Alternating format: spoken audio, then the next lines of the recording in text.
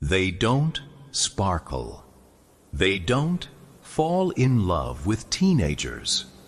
The real vampires of the world drink blood, steal breath from babies, and they were invented independently on 4 different continents.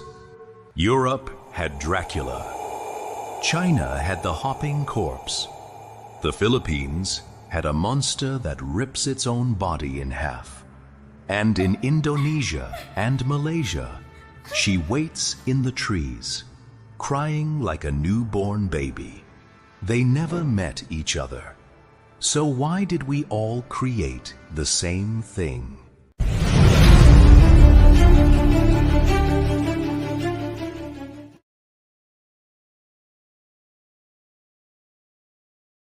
I'm Denz Mythos, and this is not a monster list. This is a detective story about human fear. For the next 15 minutes, we're going to follow one idea around the world. From Transylvanian castles to a village in Kalimantan, and see what it reveals about us.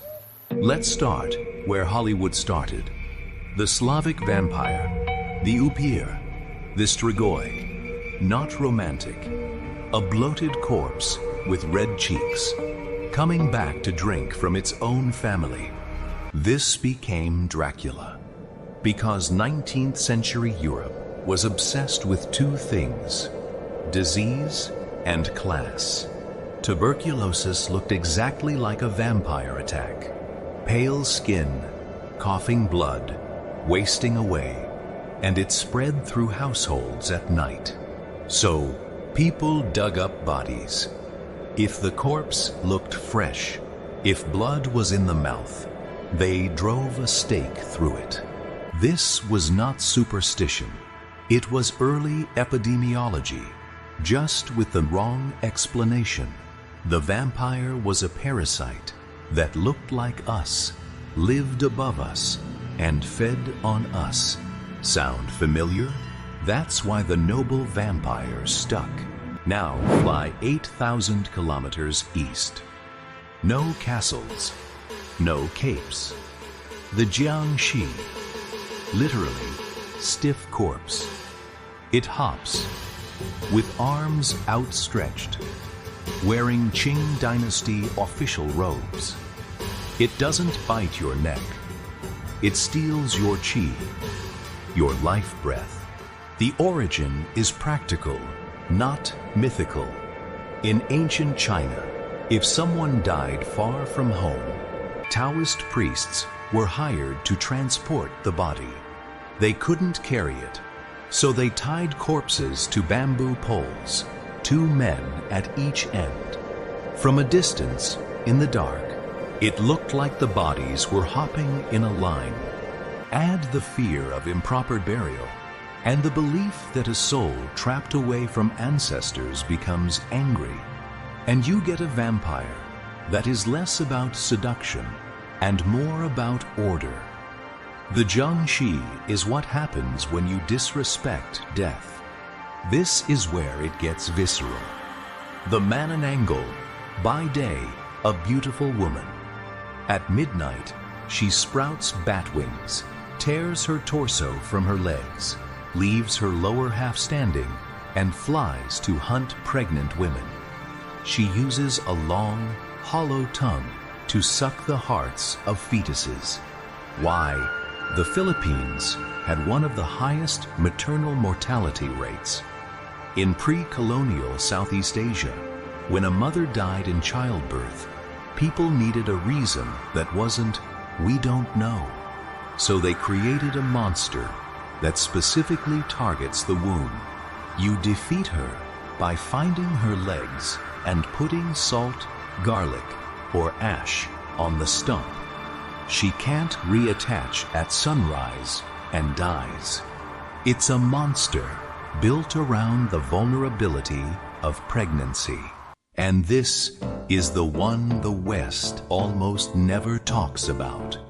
The Pontianak, also called Kuntilanak, a woman who died in childbirth. She appears as a beautiful woman in a white dress, standing under a banana tree, or crying like a baby to lure men closer. Then you smell frangipani. Then the smell turns to rot, and you see her true face. Her cousin, the Manananggal, is just a floating head with lungs and intestines dangling. And in Bali, the Layak is a witch queen who flies as a head with entrails, feeding on newborn blood. Notice the pattern from the Philippines. It's the same trauma. Childbirth, death. But here, the monster is not just a predator. She is a victim. The story is a mourning ritual. You don't just kill a Pontianak.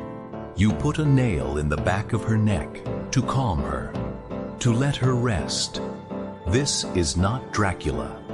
This is grief, given a shape. It doesn't stop in Asia. In West Africa, the Asanbosam has iron teeth and lives in trees. In Brazil, the Lobisomem is a werewolf-vampire hybrid. In Mexico, the Tlahuelpuchi is a woman who detaches her legs and drinks infant blood, almost identical to the Manananggal, 4 continents, no contact, same job description. So why? Anthropologists call this convergent mythology. First, biology. Blood is life. Losing blood makes you pale and cold, just like death.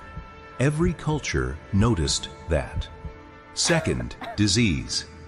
Before germ theory, contagious illness looked like something was draining a family one by one at night. A vampire is a perfect visual metaphor for tuberculosis, anemia, or plague. Third, and most important, social anxiety. The vampire always breaks the 2 biggest rules. It doesn't stay dead, and it feeds on its own community. In Europe, that's the aristocrat. In China, that's the unburied ancestor. In Southeast Asia, that's the mother who never got to be a mother. We didn't invent vampires because we were stupid. We invented them because we needed a face for invisible fear. Dracula lives in a castle. Jiangshi hops on a mountain road. Manananggal flies over rice fields. Pontianak cries in a banana tree. Different costumes, same nightmare. The next time you hear a baby cry at night, where there is no baby, or you see a story about a beautiful woman in white, remember, you're not hearing a local ghost story. You're hearing the same story humans have told for 1,000 years, because we all bleed the same. Which version scares you most? The European noble or the Southeast Asian mother? Tell me below. Subscribe. The monsters get older from here.